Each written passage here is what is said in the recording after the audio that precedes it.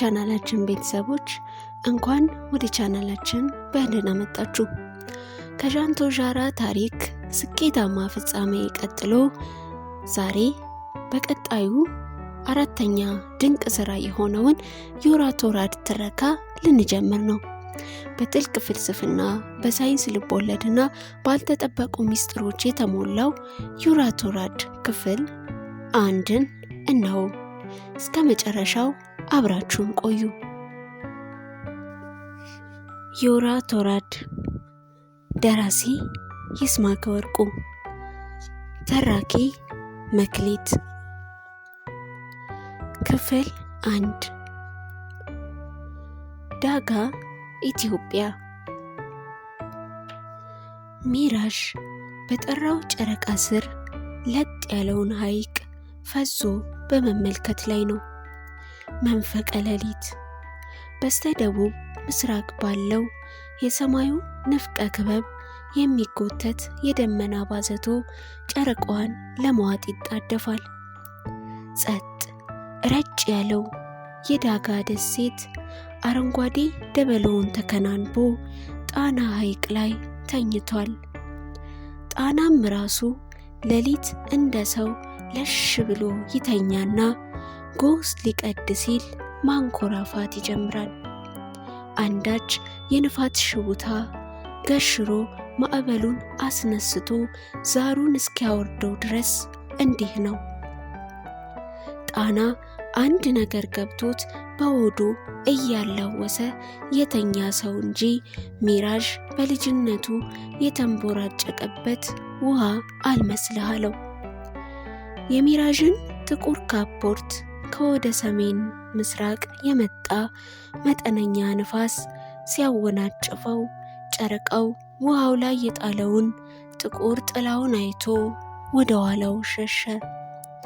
ውሃውን በጥላው እንቅስቃሴ ይቀሰቅሰው ይመስል ውሃው ላይ ወድቆ የቀረው የደፋው ጥቁር ባርኔጣ ጥላ ብቻ ነበረ።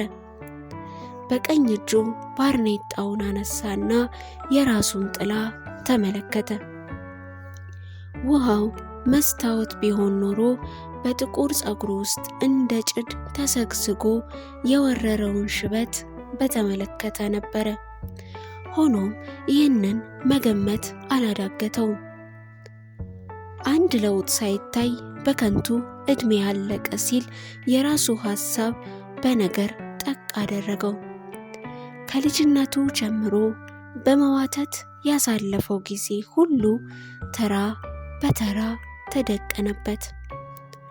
ከዚህ የሐሳብ ፍላጻ ያድነው ይመስል ያወለቀውን ባርኔጣ መልሶ ራሱ ላይ ደፋውና አይኖቹን አሻግሮ ወደ ሐይቁ አድማስ ወረወራቸው።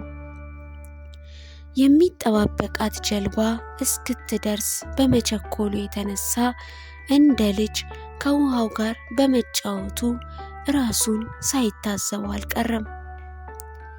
ጀልባዋ በታሰበው ጊዜ አልደረሰችም። ምናልባት አንድ አደጋ ተፈጥሮ ይሆናል የሚል ስጋት አደረበት። በጥብቅ ሚስጢር ለተልኮ ከሳምንት በፊት የተሰማራችው ዴር 33 በውስጧ ከያዘቻቸው አባላት ጋርም ሆነ ወደ ተገጠመላት መስመር የስልክ ግንኙነት እንዳያደርግ በተሰጠ ጥብቅ ውሳኔ መሰረት ስልክ መደወል አይችልም እንጂ ሚራዥ ስልኩን 10 ከኪሱ ሲያወጣ ነበረ።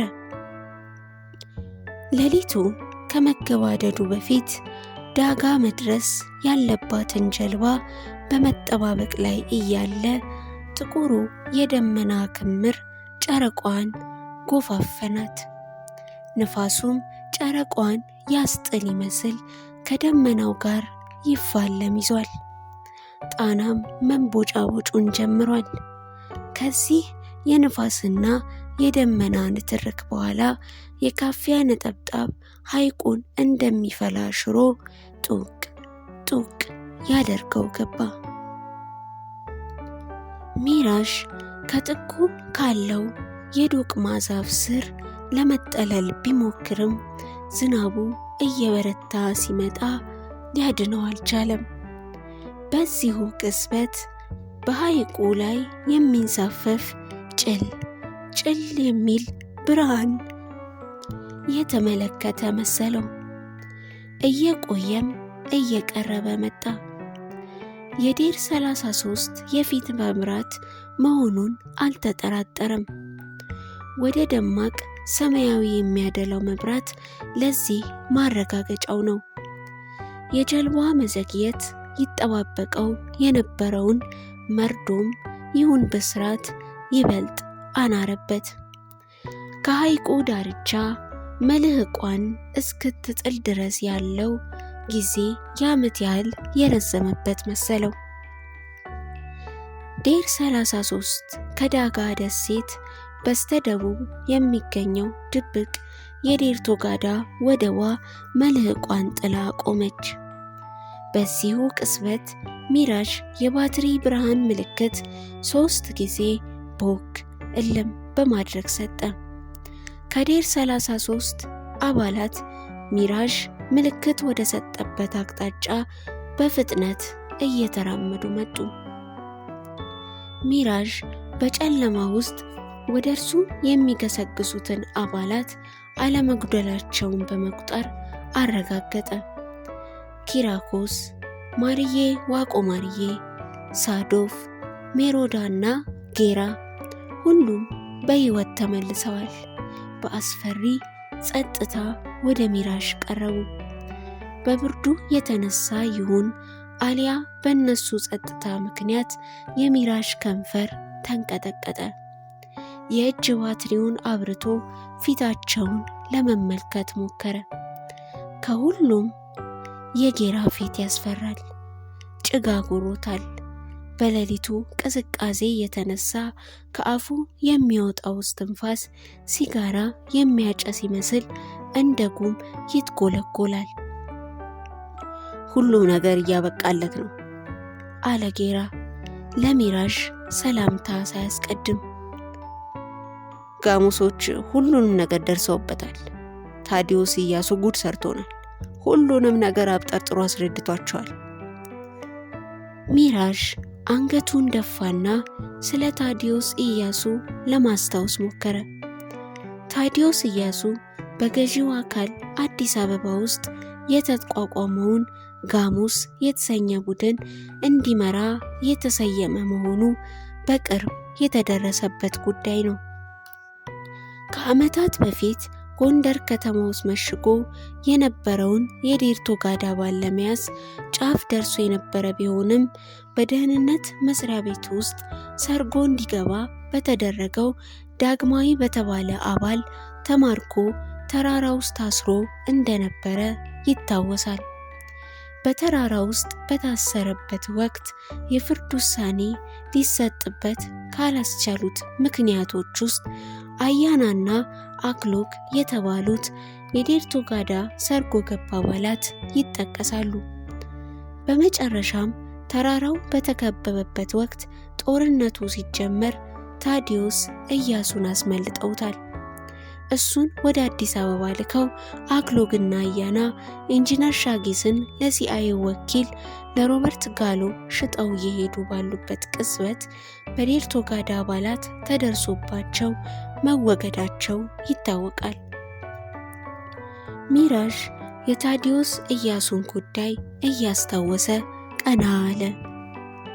ቀደም ባሉት ጊዜያት የተሰሩ አንዳንድ አልባሌና ጥቃቅን ስህተቶች ምን ያህል ድርጅቱን ዋጋ እያስከፈሉት እንደሆነ አላጣውም። እሺ ቀጥል አለ ሚራዥ ወደ ጌራ እየተመለከተ።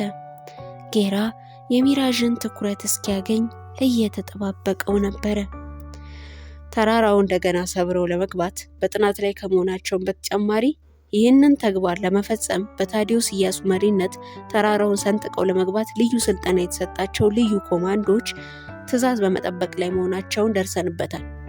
በታዲዮስ ኢያሱ ጠቋሚነት በደህንነት መስሪያ ቤቱ ውስጥ ሰርገው ገብተው የነበሩት የዴርቶጋዳ አባላት በድብቅ እንዲወገዱ ተደርጓል። በዚህ ሰዓት ከአንድ አባል በስተቀር በደህንነት መስሪያ ቤቱ ውስጥ የሰረገ አባል የለም። ጋሞስ ውስጥ የሚገኘው አባላችን ምናልባት በቅርቡ ሊጠረጠር ይችል ይሆናል። በጥቅሉ ዴርቶ ጋዳ እያበቃለት ነው። ካላቸው ዝግጅት እንደተረዳ ነው ለቀነ የመጣነውን ተራራ ሰብረው ለመግባት የሚያዳግታቸው አንዳችም ነገር አይኖርም። ተራራውን ሰብረው መግባታቸው ብቻ ችግር ላያመጣ ይችላል። ምክንያቱም እኛ በዛ የለንም። ችግሩ ከተራራው ከርሰ ምድር የሚነሳው የምድር ውስጥ መንገድ ያገኙት እንደሆነ ነው።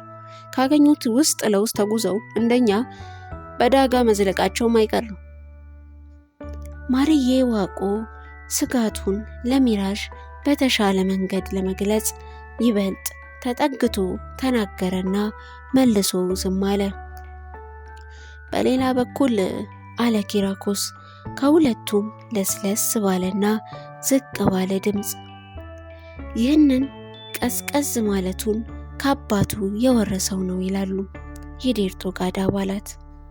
አባቱ ድርጅቱን አሳልፈው ለጋሞስ ቢሸጡም በአባቱ ምክንያት ቂም አልተቋጠረበትም።